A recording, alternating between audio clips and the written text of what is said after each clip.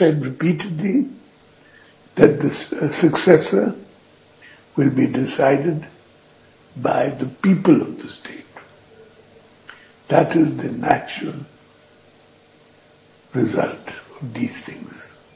I can't understand these exaggerations. You may have noticed that he's not even standing for elections.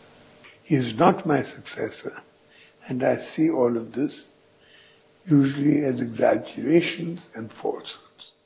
तांकु खाली धरिकी blue नहांती ए लोक तांकु पूरा control करुची पूरा ओडिशा देखिची तांको हाथ गोड़ सी निजे कंट्रोल करुची से कौन कहउचंती ये माइक धरिकी तांकु प्रॉम्प्टिंग करुची लोक देखिचंती तांको स्टेज ऊपर गोइठा मारिबा लोक देखिचंती आ तमे कहबो ये लोक उत्तराधिकारी नुह से पूरा सबु भावरे तांको दल को कंट्रोल कर नैची तांको पार्टी तांकर गवर्नमेंट को कंट्रोल कर नैची आ स्वयं मुख्यमंत्री को फिजिकली कंट्रोल करुची समस्त देखुचंती एथर ओडिशार जनसाधारण स्पष्ट हो सारी जे एई थर जदि से नवीन बाबू को भोट देबे से भोटटा जीव एई अण ओडिया टामिलियन को जे तांको कंट्रोल करुची।